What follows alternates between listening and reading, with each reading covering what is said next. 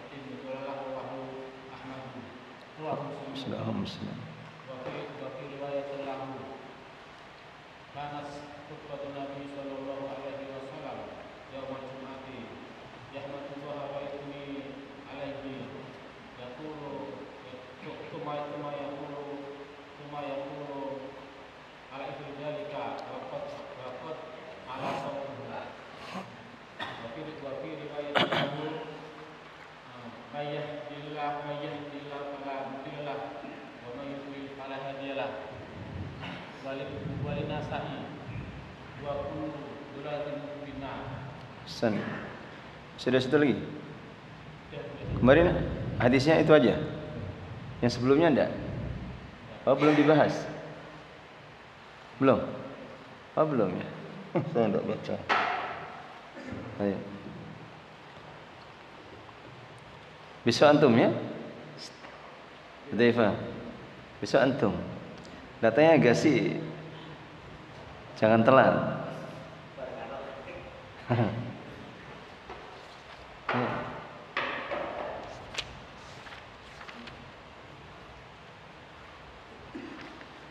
Hadis setelahnya berkata penulis Al-Imam Ibn Hajar Al-Asqalani rahimahullah ta'ala,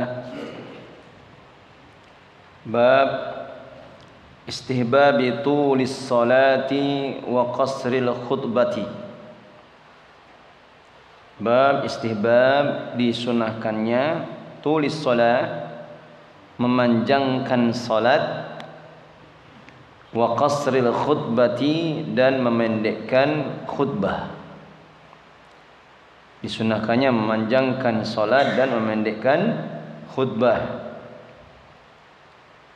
Wa Ammar bin Yasir, dari Ammar bin Yasir radhiyallahu an, beliau berkata, sami'tu Rasulullah, aku telah mendengar Rasulullah sallallahu alaihi wasallam yaqul, inna tula salatir rajuli,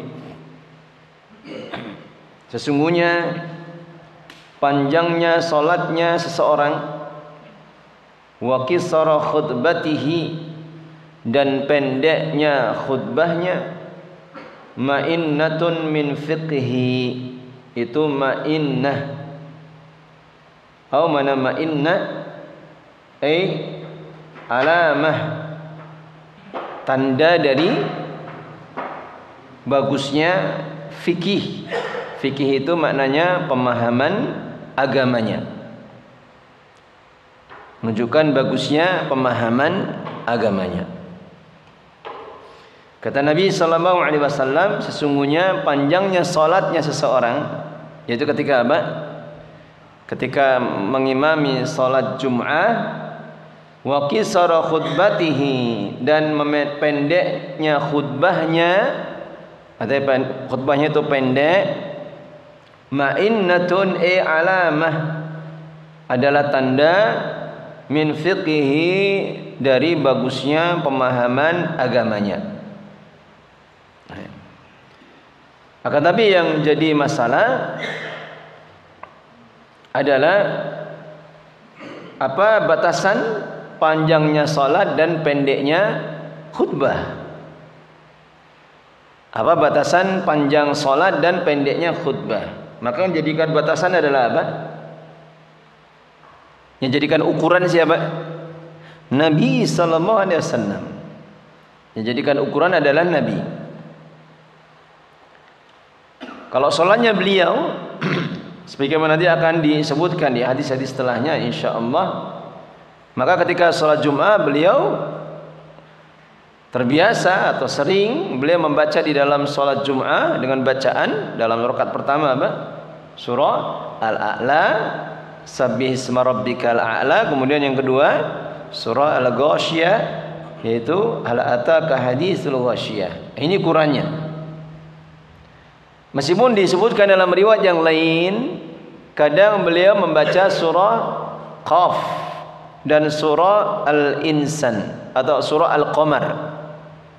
Beliau membaca surah Qaf dan surah Al-Qamar. Ini baru panjang benar. Qaf berapa halaman? 2,5. Al-Qamar berapa halaman? 3 halaman. Ini baru panjang. Kalau seperti ini, maka kapan itu memberatkan jamaah, berarti harus diperhatikan dari sisi kemaslahatan atau kemudaratannya. Demikian juga berkaitan dengan pendeknya khutbah. Maka jadikan ukuran siapa?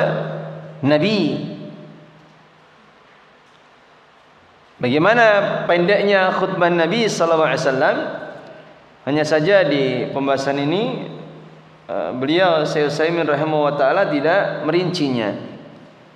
Beliau tidak merincinya.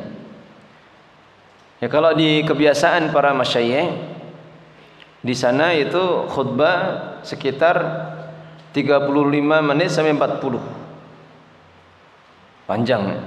Itu tanpa terjemahan, coba bayangkan. Jadi ketika Syekh membaca ayat, membaca hadis, kan tidak diterjemahkan. Kalau kita kadang membaca ayat masih diterjemahkan, baca hadis masih diterjemahkan. Beliau baca ayat, cuma dijelaskan kandungannya, dijelaskan makna-makna yang ada di dalamnya.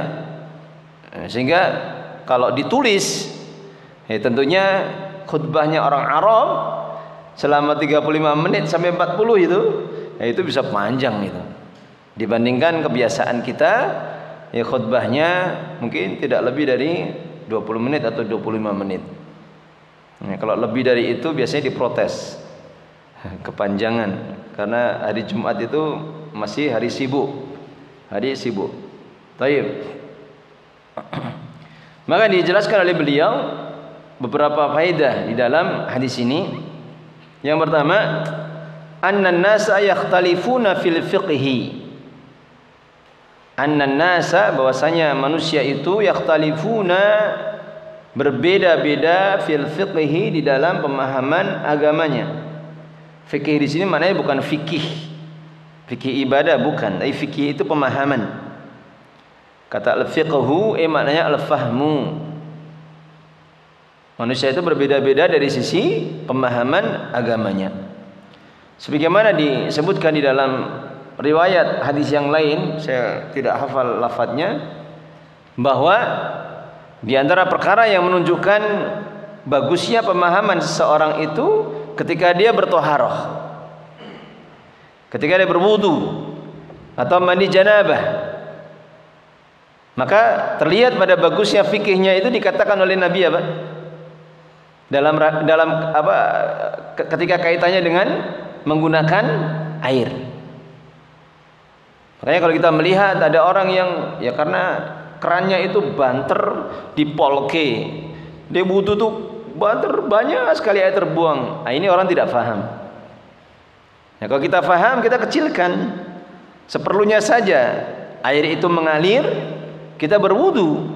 Nah, ini menunjukkan apa? Fikih di dalam agama. Menunjukkan fikih di dalam agama. Sama halnya ini.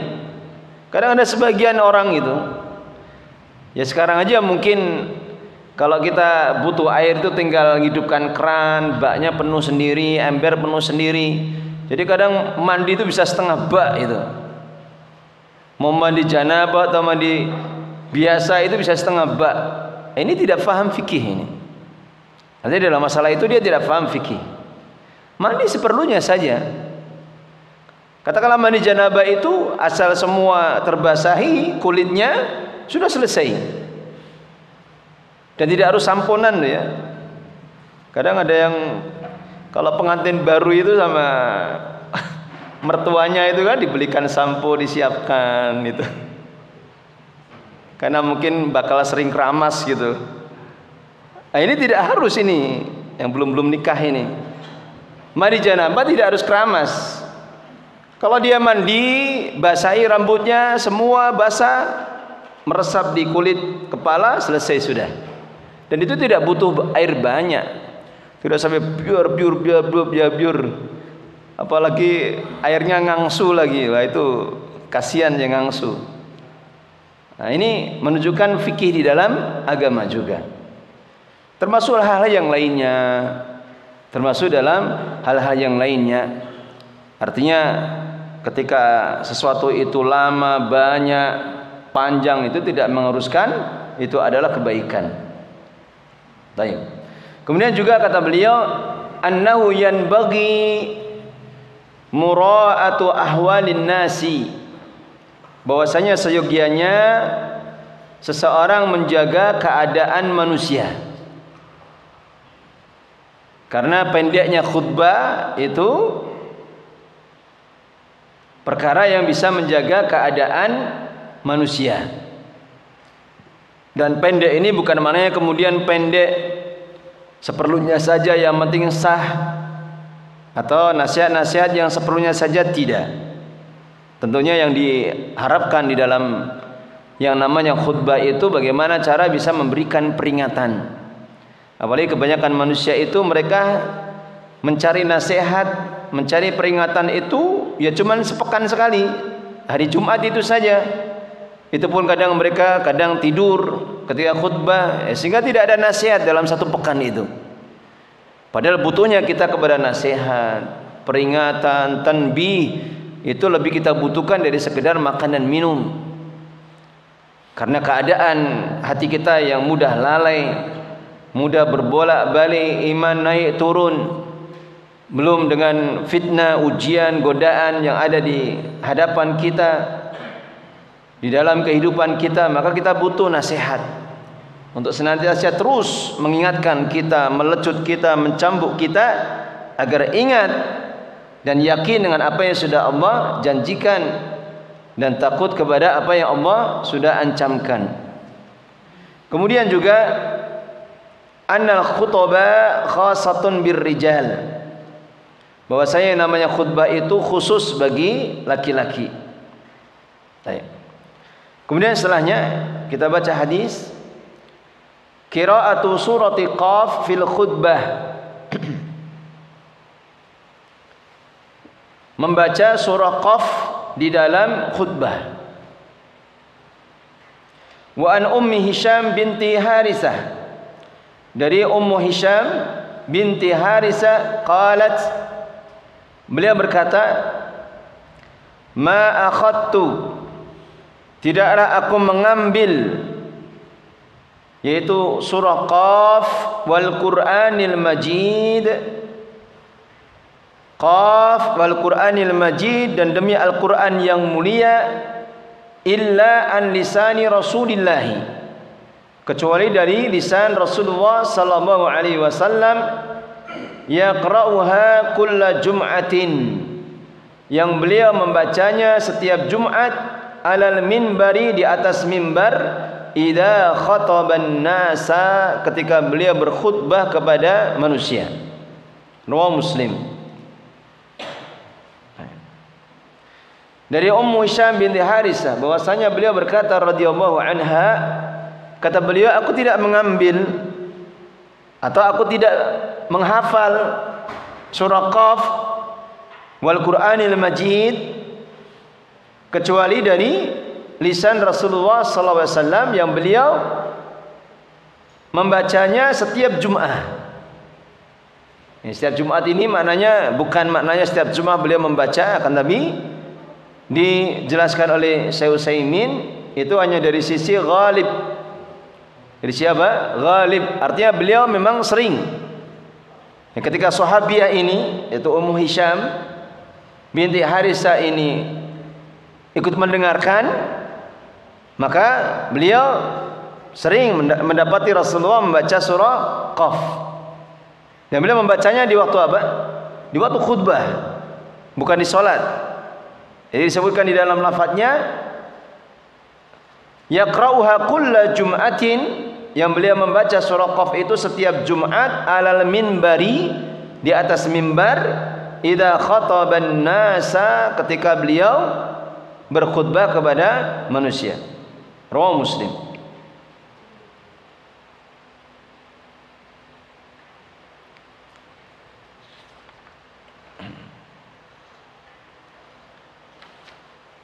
Maka disebutkan penjelasannya dari apa yang disebutkan di dalam hadis ini. Ketika Ummu Hisham, sahabiah ini mengatakan beliau mengambil surah Qaf dari khutbahnya Nabi, maka dikatakan oleh Syekh Utsaimin rahimahullah taala, annan nisaa yahdurunal jum'ah, bahwasanya kaum wanita itu boleh untuk menghadiri yahdurnal jum'ah, boleh untuk menghadiri sholat Jum'ah. Meskipun sebagian para ulama mengatakan ada ihtimal, mungkin beliaunya tidak ikut sholat Jumat, tapi beliau pas apa? Lewat, kemudian beliau berhenti untuk mendengarkan khutbah. Hanya saja ketika keadaan sekarang ini sama dulu kan beda. Ya, kalau sekarang misalkan ada ummahat misalkan duduk di belakang, dia masih bisa dengar khutbah. Tapi kalau di zaman dulu tidak ada mukabbirus saut, tidak ada pengeras suara, ya, sehingga yang dijadikan ihtimal atau kemungkinan yang terjadi, beliau itu ikut sholat Jumat. Artinya beliau hadir di dalam sholat Jumat dan sholat bersama imam. Dan ini menunjukkan apa? Dalil bolehnya wanita itu untuk sholat Jum'ah, untuk ikut sholat Jum'ah. Dan tidak ada kewajiban, kata para ulama, kapan dia ikut sholat Jum'ah, sholat 2 rakaat bersama imam, tidak ada kewajiban dia untuk sholat duhur lagi. Tidak ada kewajiban dia untuk sholat duhur lagi. Hanya saja sebagaimana kita fahami bahwa hadirnya wanita itu wajib atau tidak? Tidak wajib. Hadirnya wanita untuk sholat Jum'ah itu tidak wajib. Dan ini yang dirojihkan oleh jumhur para ulama. Para wanita tidak wajib untuk menghadiri sholat Jum'ah.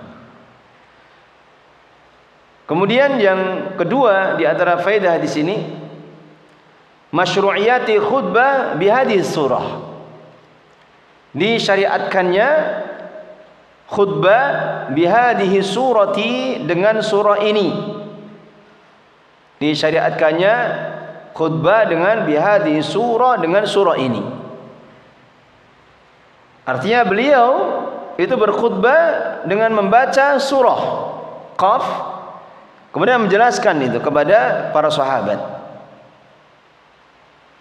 Baik. Ya, sehingga boleh disyariatkan pula ketika seseorang membaca surah yang lain kemudian dia jelaskan kepada jamaah. Dan disebutkannya surah Qaf ini, kata beliau Syekh Utsaimin, karena ada di dalamnya sekian banyak pelajaran, sekian banyak peringatan tentang ancaman neraka, pahala surga, awal dari kehidupan, akhir dari kehidupan, dan beberapa kisah-kisah yang disebutkan di dalamnya. Peringatan dari Al-Quran yang bisa memberikan manfaat kepada orang-orang yang hidup hatinya, dan yang lainnya dari nasihat-nasihat yang disebutkan di dalam surah Qaf. Baik.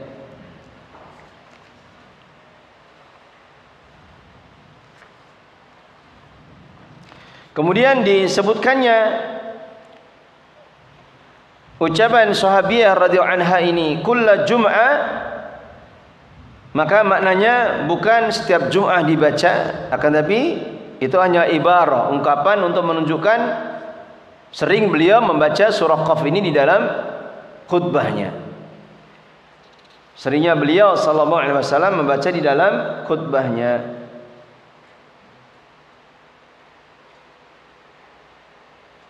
Baik. Kemudian hadis setelahnya, atau saya sebutkan dulu faedah yang lain.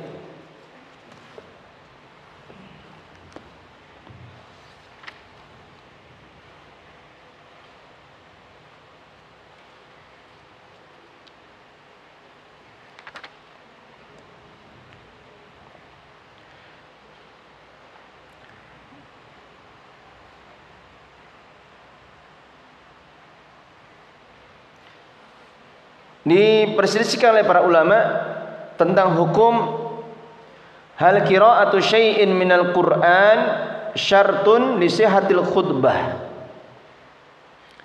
Apakah membaca sesuatu dari Al-Qur'an itu adalah syarat dari sahnya khutbah?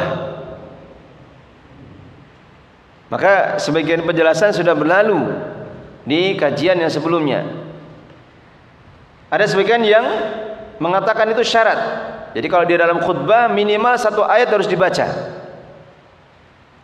Saat ini dibaca ketika khutbah hajah di awal, ya ayyuhalladzina amanu taqullaha haqqa tuqatih, maka itu sudah cukup. Jadi sebagian menjadikan itu syarat sahnya dari khutbah Jumat. Pendapat siapa ini? Masih ingat? Yang mengatakan ini syarat, pendapatnya siapa? Jadi ada 4 madhab. 2 madhab mengatakan itu syarat. Madhabnya siapa? Al-Imam Asy-Syafi'i dan Imam Ahmad. Maka madhabnya Al-Imam Asy-Syafi'i dan Imam Ahmad mengatakan itu syarat. Kalau syarat berarti apa? Wajib untuk dibaca.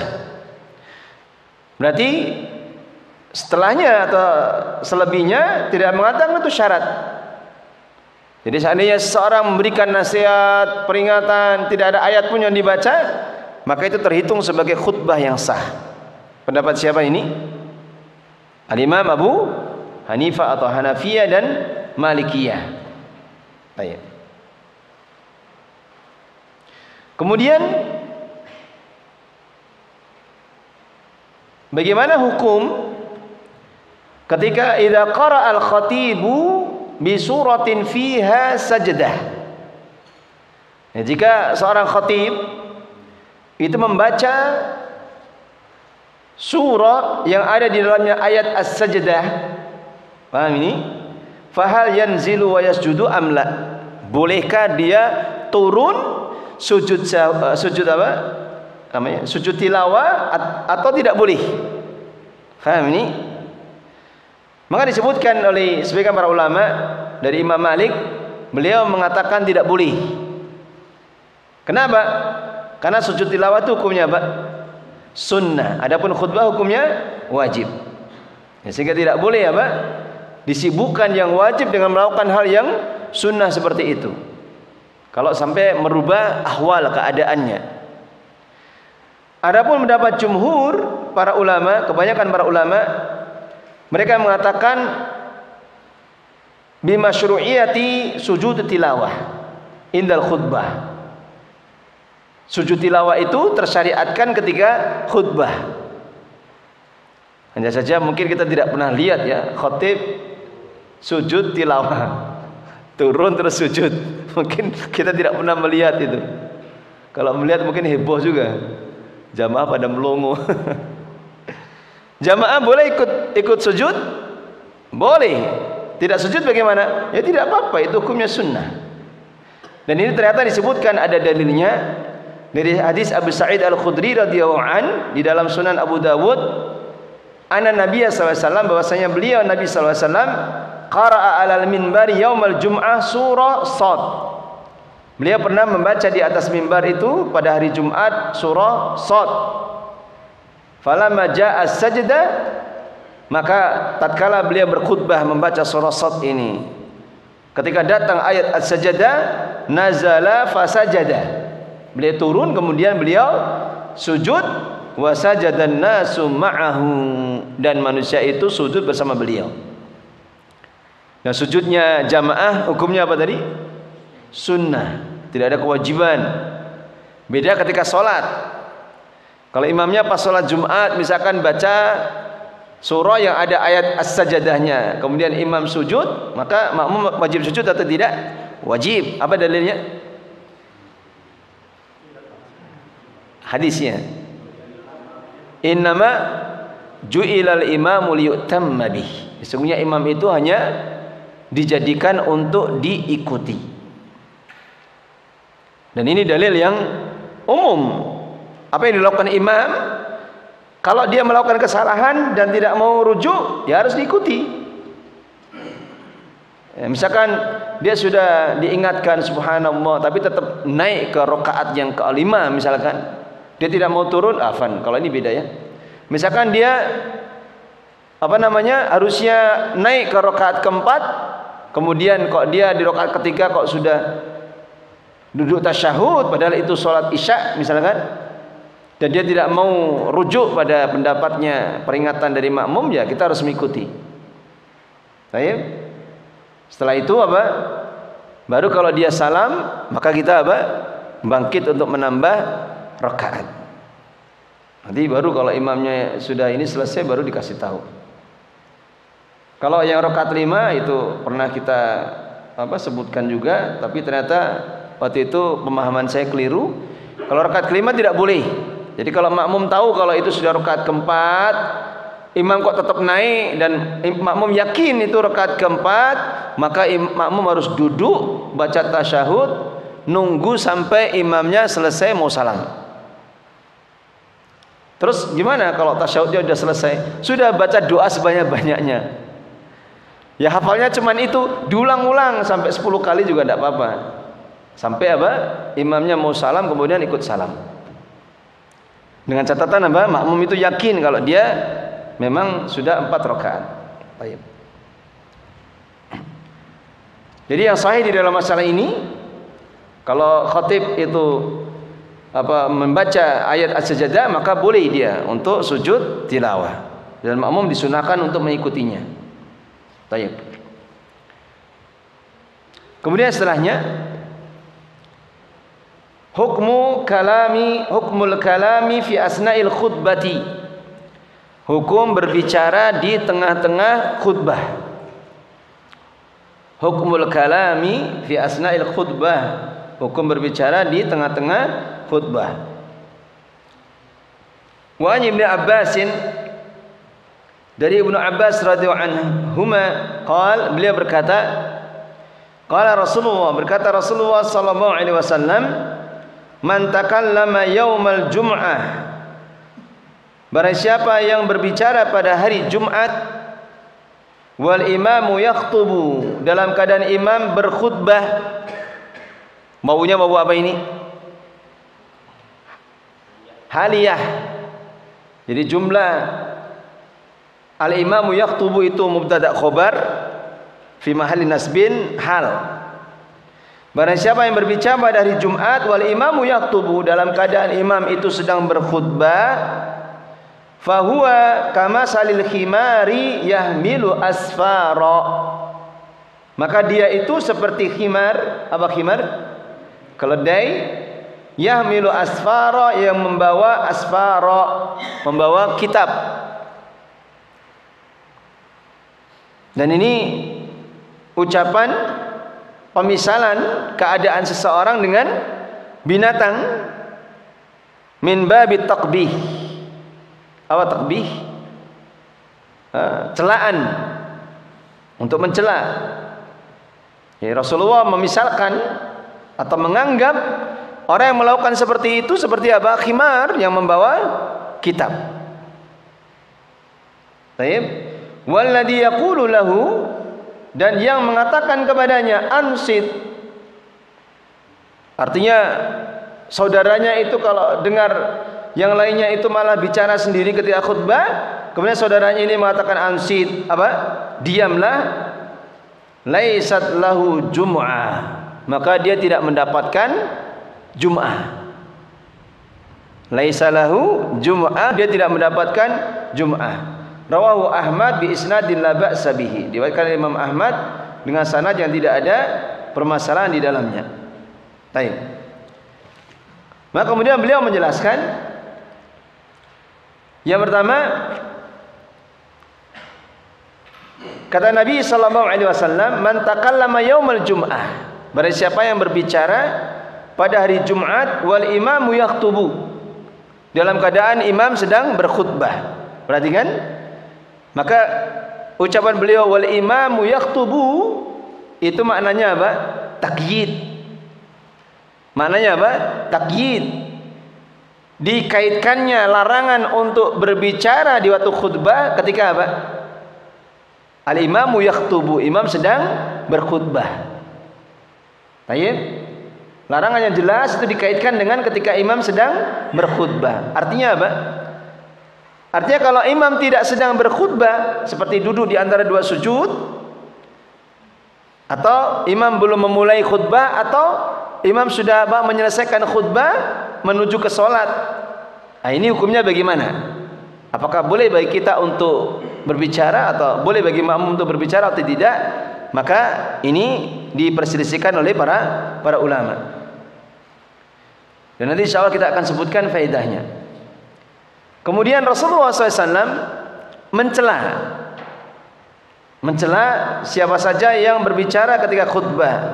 Dia anggap sebagai khimar, keledai yang membawa kitab. Apa maksud dari celaan beliau ini? Celaan kepada orang yang tidak faham tentang fikih agama. Celaan kepada orang yang tidak faham tentang fikih agama atau fikih ibadah. Karena yang namanya ibadah itu pasti ada di dalamnya pahala yang besar, keutamaan yang banyak, apalagi namanya sholat Jum'ah. Sehingga kapan seseorang dia tidak menjaga ibadahnya dari perkara-perkara yang bisa merusaknya, ini namanya orang tidak faham tentang fikih agamanya. Sebagaimana celaan Allah Subhanahu wa taala disebutkan di dalam surah Al-Jumu'ah. Bagaimananya ayatnya? Masalul ladzina hummilut taurata tsumma lam yahmiluha kamasalil himari yahmilu asfara. Pemisalan orang-orang yang telah diberikan beban atau amanah kitab Taurat dan mereka tidak mau memikulnya, tidak mau menjalankannya, tidak mau menjaganya, maka kamasalil himari yahmilu asfara, sama keadaannya seperti khimar, keledai yang membawa kitab-kitab. Artinya kitab itu cuma sekedar simbol saja, tidak memberikan manfaat kepada orang yang membawanya. Baik. Kemudian hukum yang lain, walladzi yaqulu lahu, dan orang yang mengatakan kepada orang yang berbicara ketika khutbah tadi, ansit, diamlah, laisat lahu jum'ah, maka dia tidak mendapatkan jum'ah. Nah, di dalam masalah ini para ulama berbeda pendapat.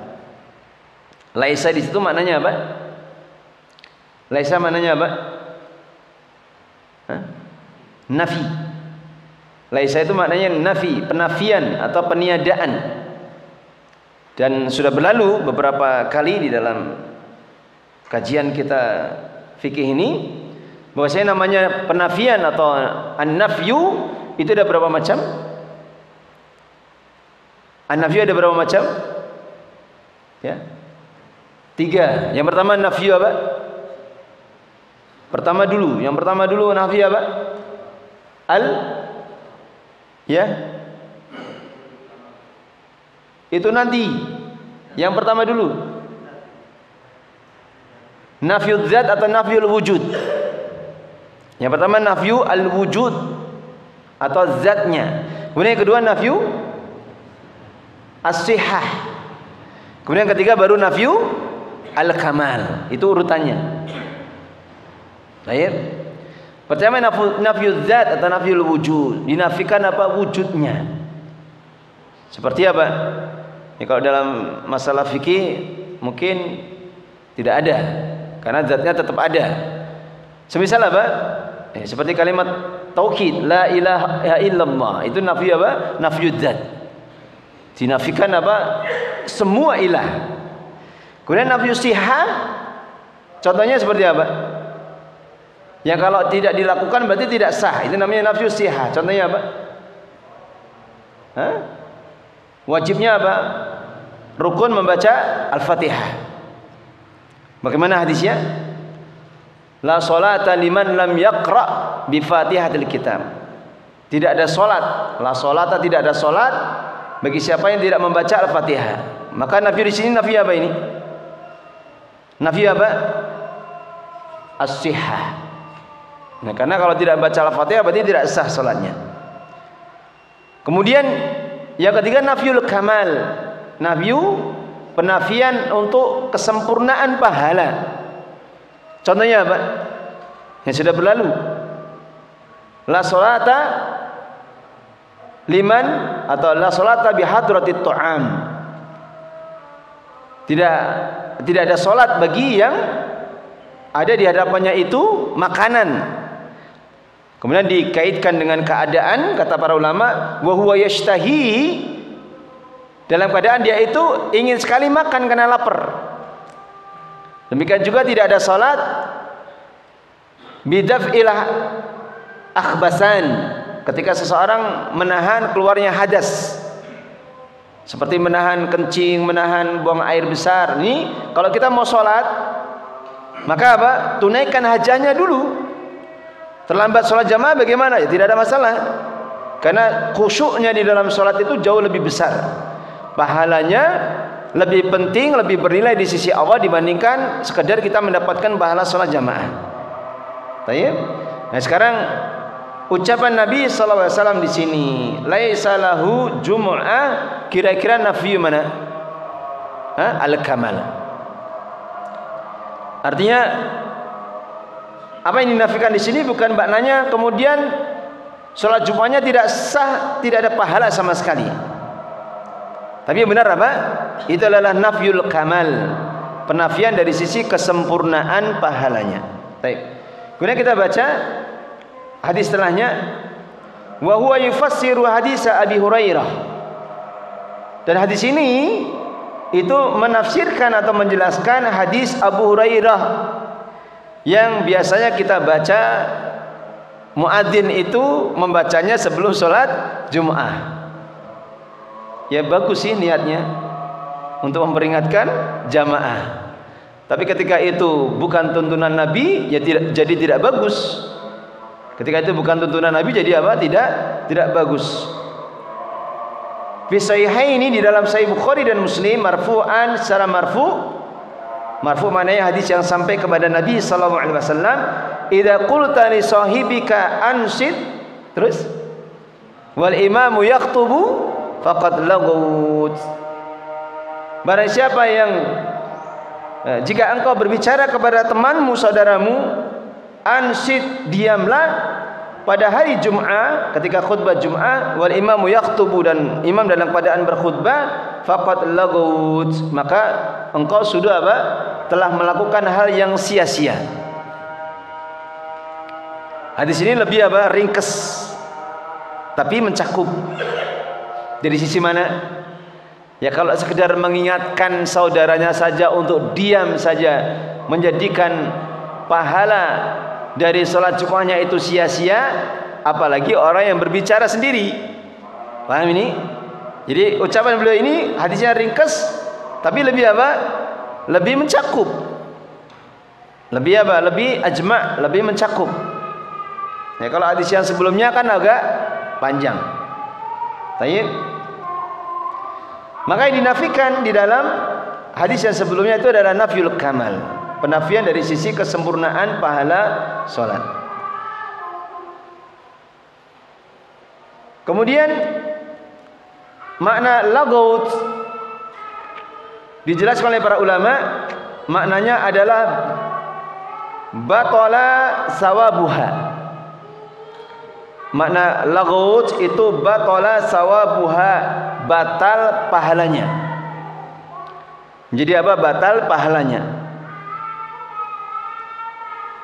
Artinya pahala dia itu batal secara keseluruhan.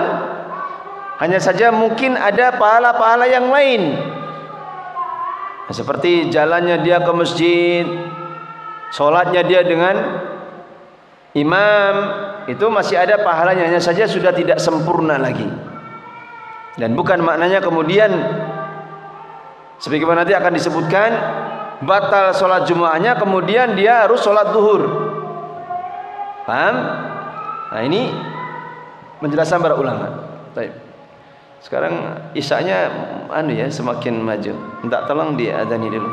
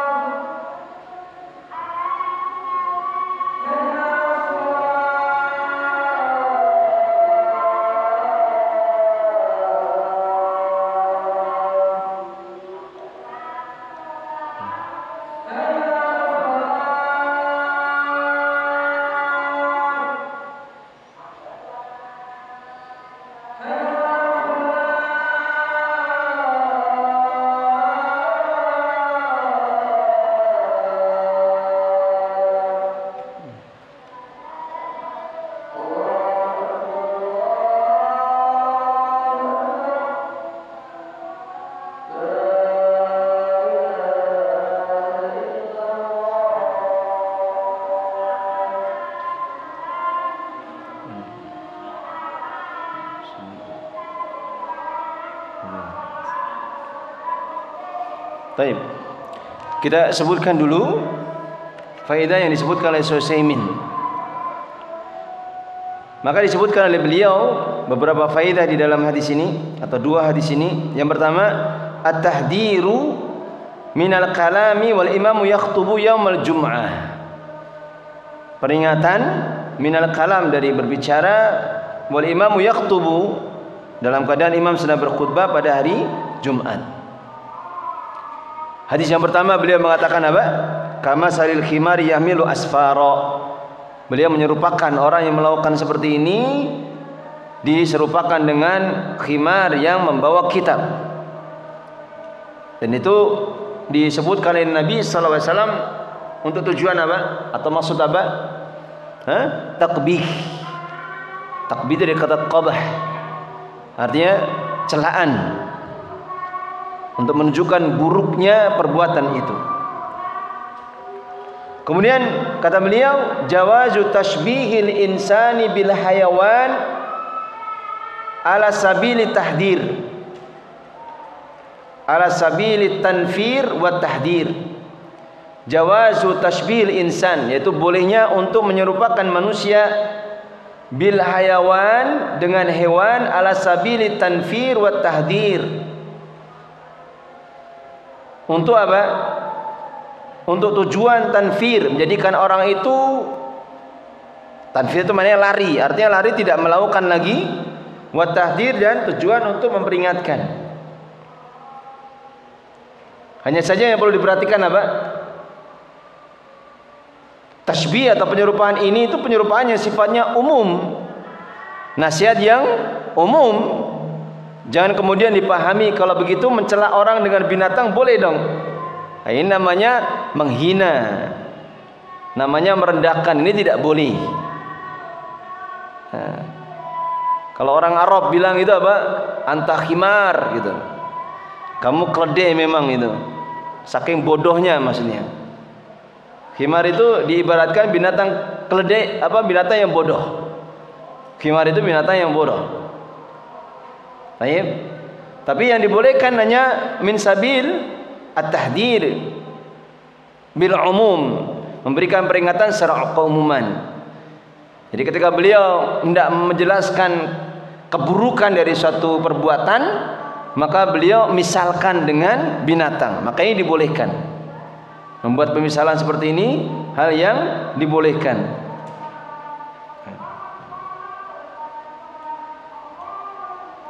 Kemudian setelahnya husnu tashbihir Rasul sallallahu alaihi wasallam.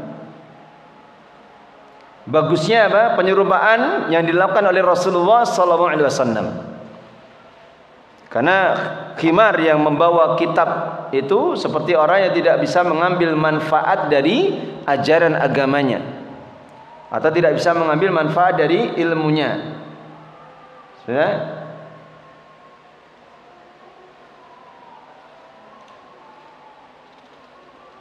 Baik. Kemudian setelahnya disebutkan di dalam beberapa faedah berkaitan. Yang pertama, hukmul kalam asna al khutbah. Hukum berbicara di tengah-tengah khutbah.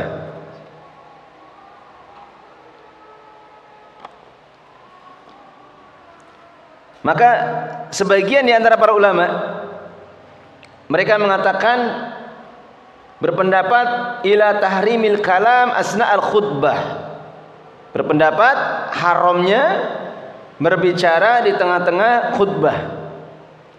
Ini pendapat Imam Ahmad, Imam Malik, Al-Auza'i, Abu Hanifah, pendapat Al-Imam Asy-Syafi'i di pendapat beliau yang lama. Kemudian juga para ulama tabi'in, Atha, Mujahid, dan dipilih oleh Ibnu Rajab.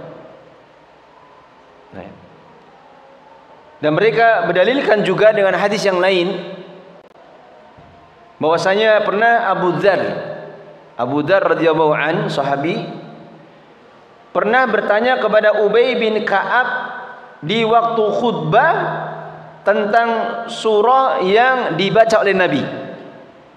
Jadi Nabi membaca ayat, kemudian Abu Dzar ini bertanya kepada Ubay bin Ka'ab di sebelahnya tentang apa? Makna dari ayat itu. Fa'aradu anhu. Tapi Ubay bin Ka'ab apa? A'radu apa? Kalau bahasa kita itu melengos. Apa? Bahasa Indonesia apa? Berpaling. Jadi misalkan beliau tadi gini ya, terus dijawil atau gimana, ditanya gitu, beliau pura-pura ini memindahkan pandangan. Taib. Falamma intahatil khutbah, maka tatkala khutbah itu sudah selesai, berkata Ubay bin Ka'ab kepada Abu Dzar, laisa laka min salatika illa ma laghut.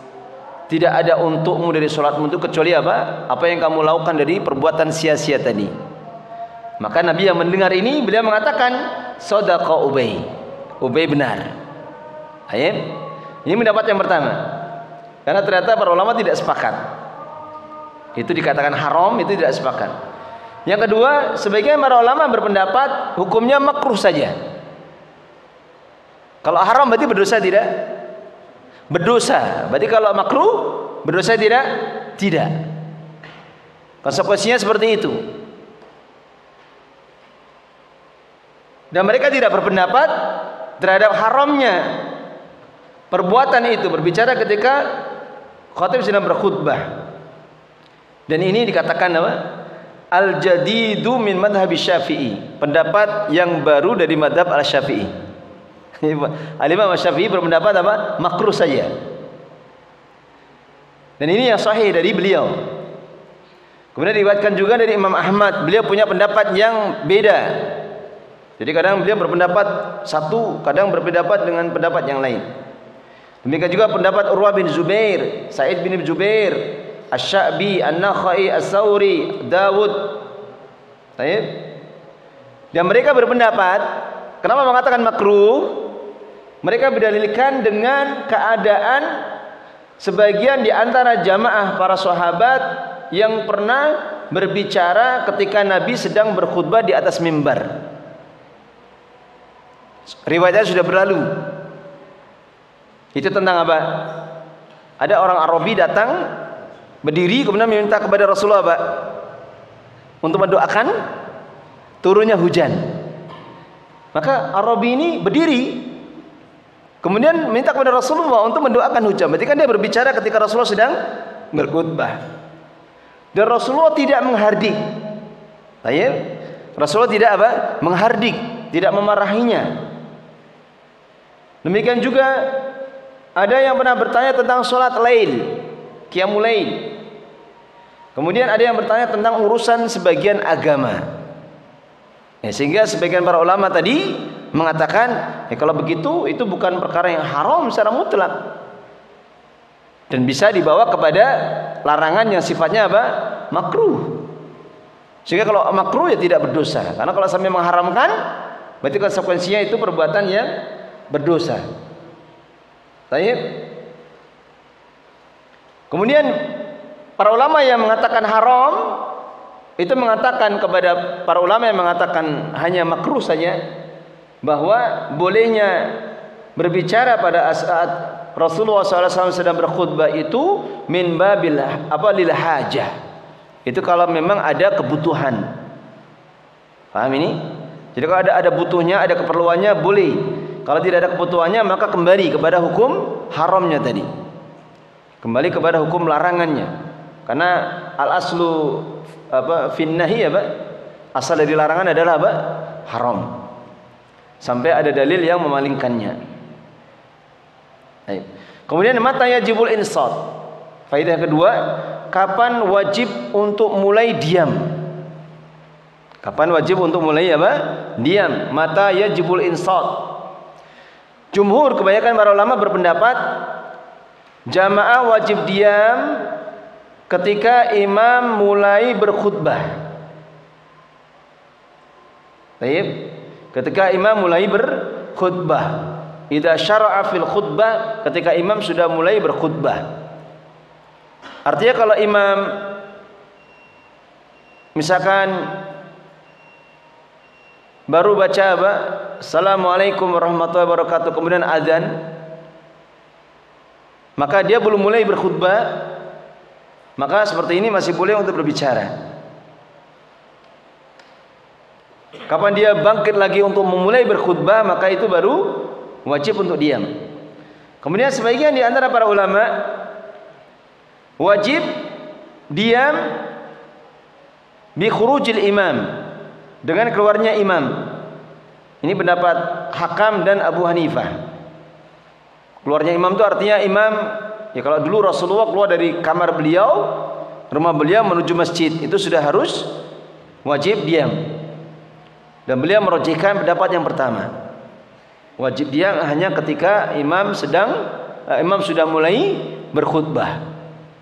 Artinya dalam keadaan tertentu, kalau memang dibutuhkan, misal untuk mengatur anak-anak, ya, ketika sedang azan, imam sudah mengucapkan salam kemudian azan, maka untuk mengatur anak-anak tidak ada masalah.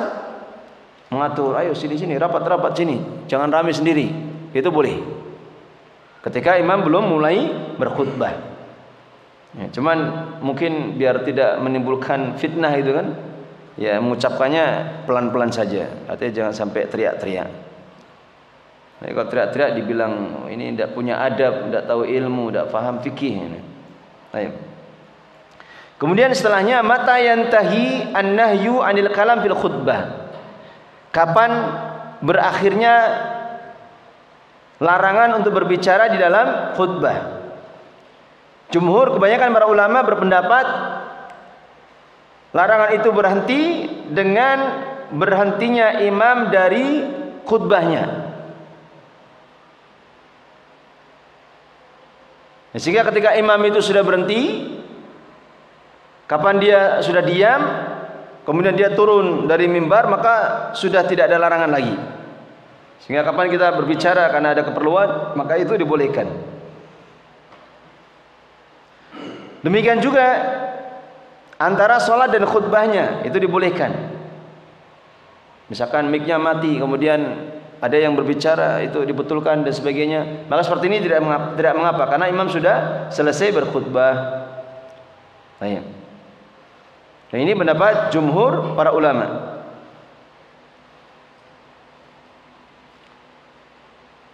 Dan ada sebagian di antara para ulama yang berpendapat larangan itu berakhir sampai masuknya imam di dalam sholat. Sampai masuknya imam di dalam sholat. Dan pendapat jumhur para ulama inilah yang lebih benar.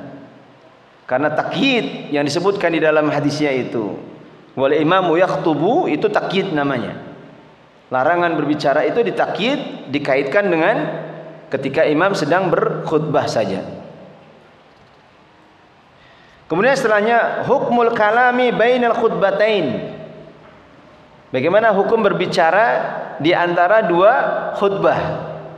Kalau di antara dua khutbah kan khatibnya tidak sedang berkhutbah, dia duduk, dia tidak sedang berkhutbah. Maka ini hukumnya bagaimana berbicara di antara dua khutbah?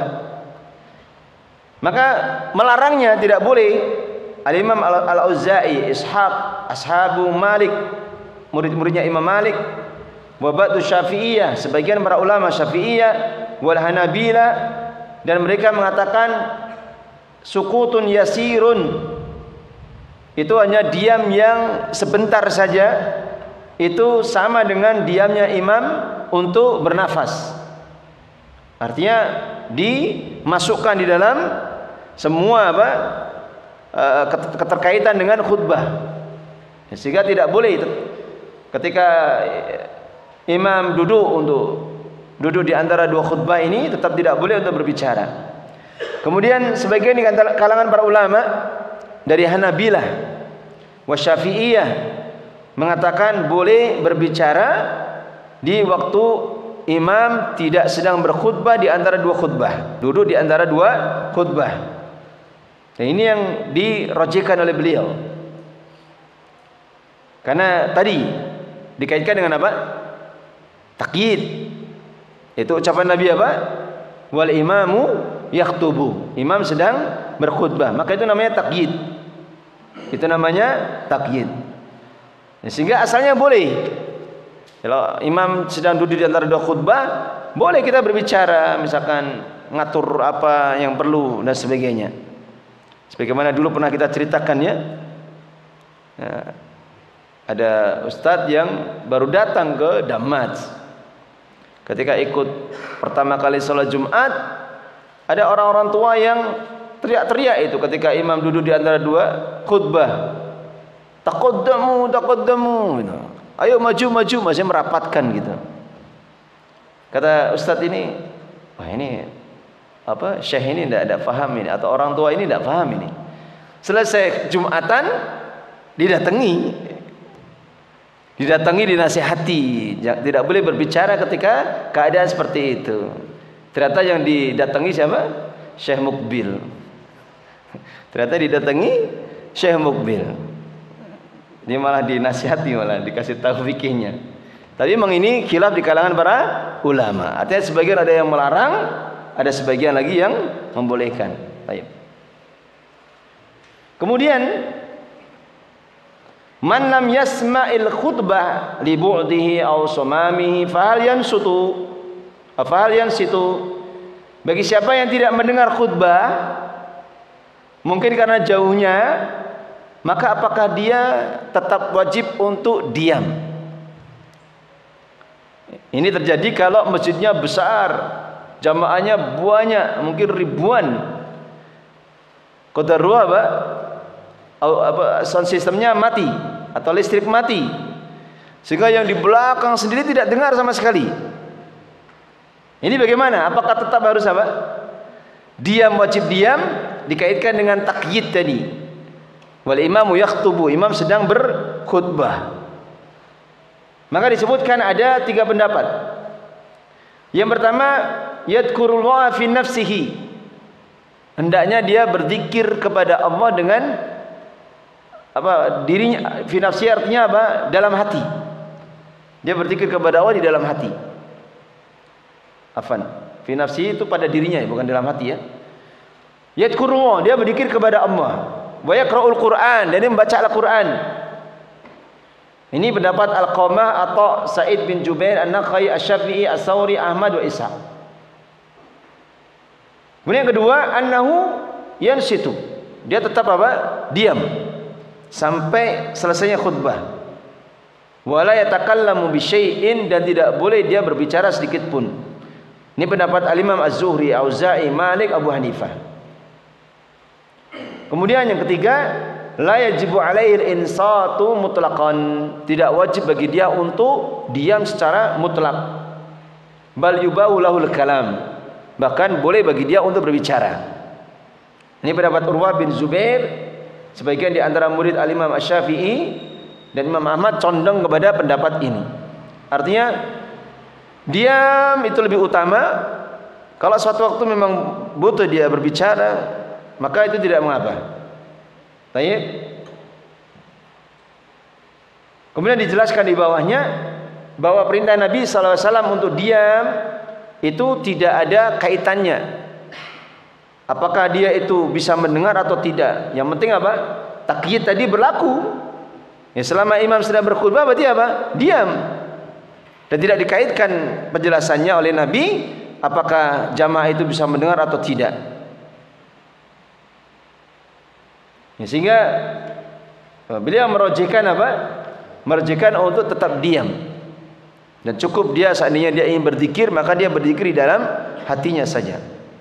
Baik. Kemudian setelahnya hukmu tashmitil atas wa raddis salam.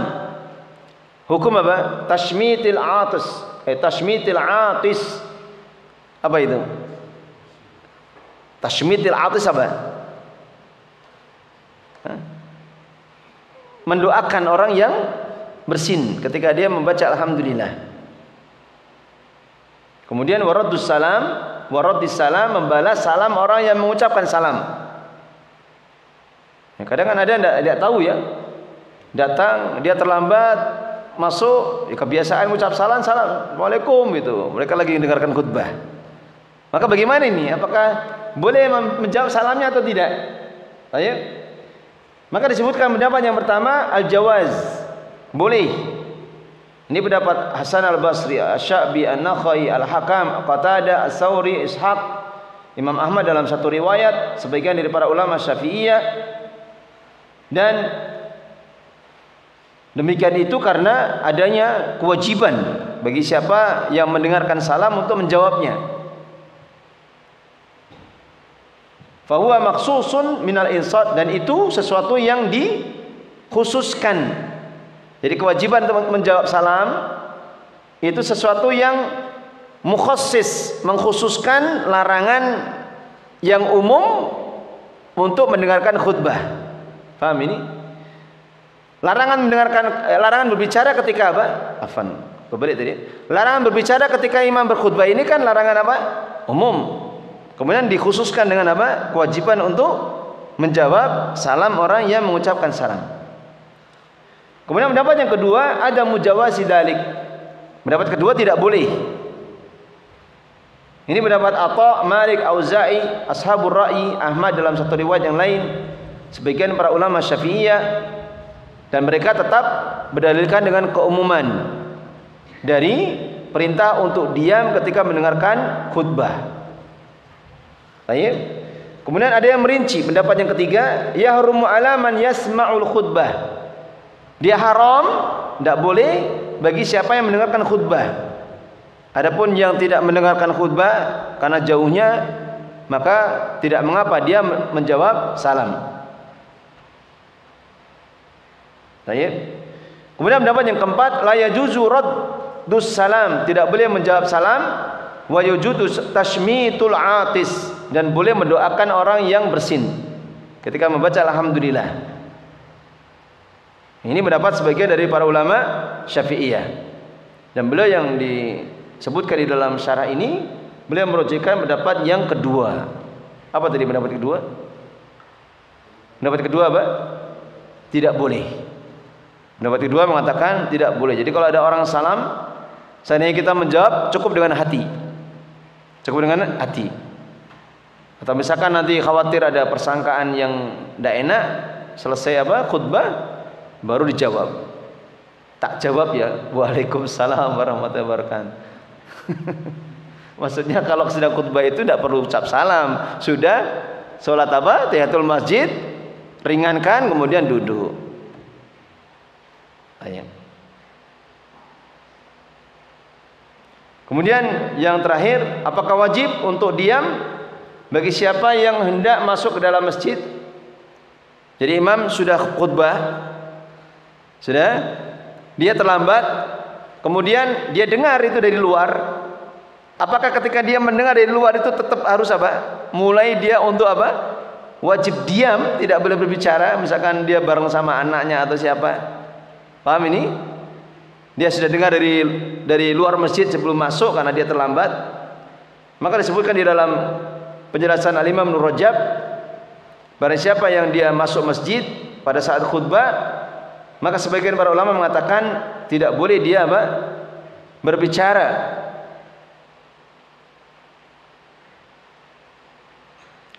Dia hanya terlarang dari berbicara ketika dia sudah duduk dan mengambil tempat duduknya. Baik. Dan ini yang dipilih oleh beliau pensyarah di sini. Karena dikaitkan tadi kewajiban dia hanya ketika sudah masuk di dalam masjid. Baik. Sampai di sini mungkin ada pertanyaan sebelum saya tutup. Fadhal.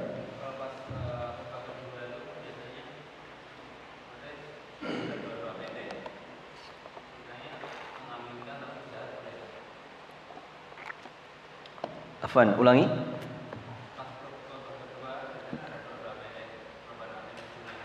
Nah,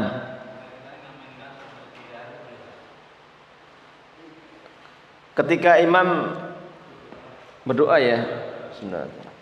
Tadi lewat dah.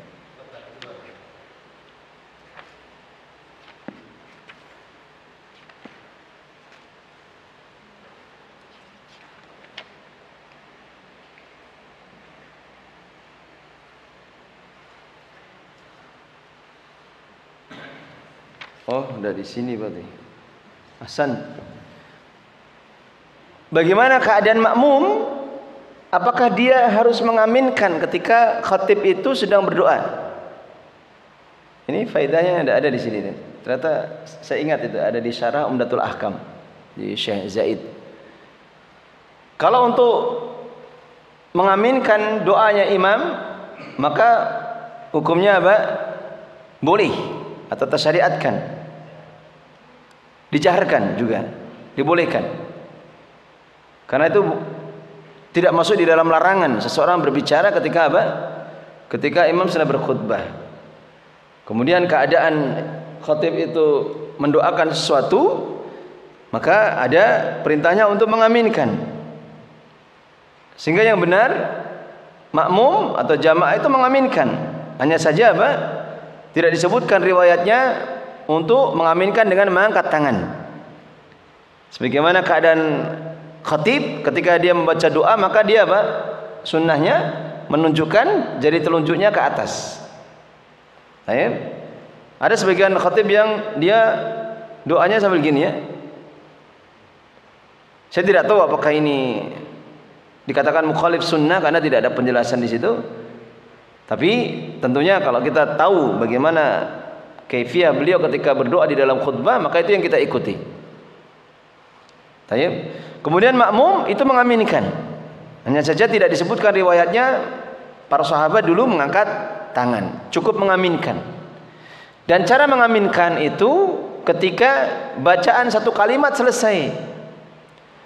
Jangan tidak memperhatikan doa asal amin, amin, amin gitu. Tidak. Tapi misalkan Misalkan imam berdoa, Allahumma rabbana la tuzigh qulubana. Amin. Atau ditunggu dulu sampai selesai. Rabbana la tuzigh qulubana ba'da idh hadaitana wa hab lana min ladunka rahmah innaka antal wahhab. Amin.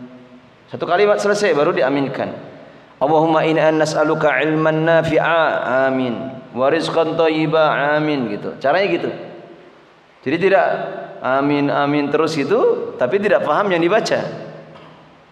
Tapi ditunggu sampai kalimat doa ini sempurna, kita aminkan. Ini yang dijelaskan oleh para ulama. Baik. Ada yang lain? Fadhal.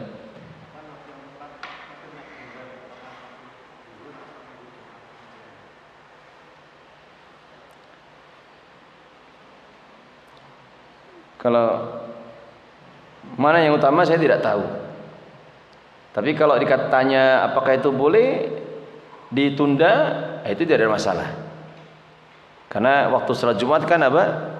Memanjang. Kalau memang untuk kemaslahatan di wilayah tertentu, ada teman-teman yang dia itu kerja di pabrik, aturannya ketat. Istirahat dia harus jam 12, misalkan gitu.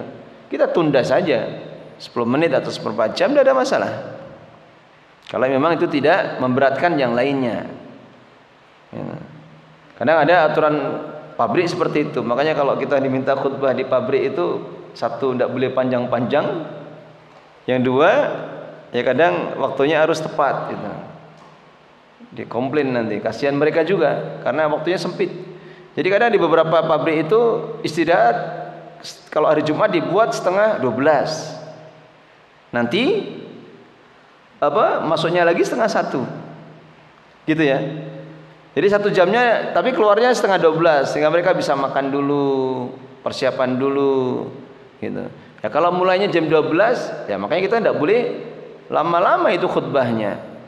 Belum nanti yang mbak-mbaknya itu pada duduk-duduk di sana nunggu sholatnya, nunggu mereka selesai sehingga mereka tidak bisa dikir lama-lama, harus segera gantian mereka sholat di situ. Nah ini seperti ini tidak ada masalah kalau memang bisa diatur waktunya. Termasuk khutbah diawalkan. Kalau memang waktunya sempit seperti itu, setengah 1 harus sudah masuk kerja, ya sudah. Khutbah itu boleh diawalkan meskipun belum masuk waktu zuhur. Khutbah boleh diawalkan meskipun belum masuk waktu zuhur. Yang penting sholat Jumatnya sudah masuk waktu zuhur. Nah, seperti ini bisa dikondisikan sesuai dengan keadaan. Nah, tidak ada masalah. Baik. Yang lain? Ya, Fadhil.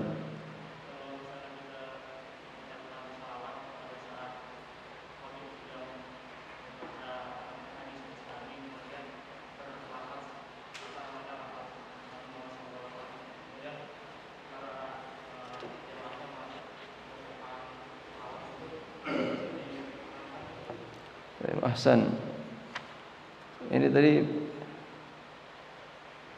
lupa tadi ada tamu, jadi biasanya di Umdatul Ahkam syarahnya itu ada faedahnya yang lain itu berkaitan dengan pembahasan itu.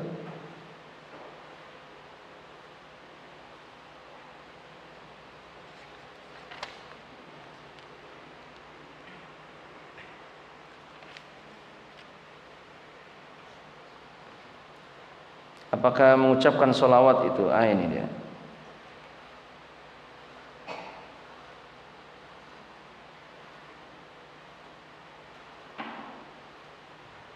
Sebagian para ulama mengatakan boleh, sebagian mengatakan di dalam hati. Coba nanti ini kan masih pembahasan khutbah ya. Nanti semoga gimana? Masalah ketujuh ya. Cuman penjelasannya di sini kurang jelas.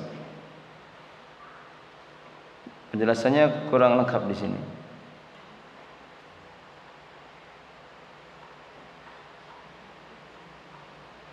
Hal tusalli alaihi amla, apakah boleh bersolawat kepada Nabi atau tidak?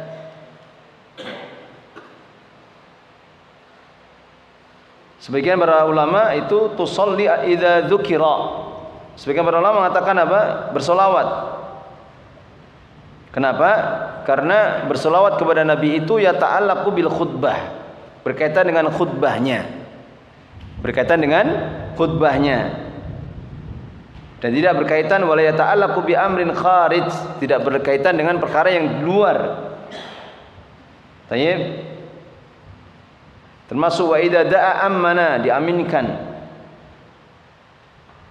Tapi ini diperselisihkan oleh para ulama. Karena itu kejelasannya coba nanti kita carikan faedah di tempat yang lain. Ada yang lain? Cukup ya. Semoga bermanfaat. Akhiru da'wana walhamdulillahirabbil alamin. Subhanaka Allahumma bihamdika asyhadu an la ilaha illa anta astaghfiruka wa atubu ilaik.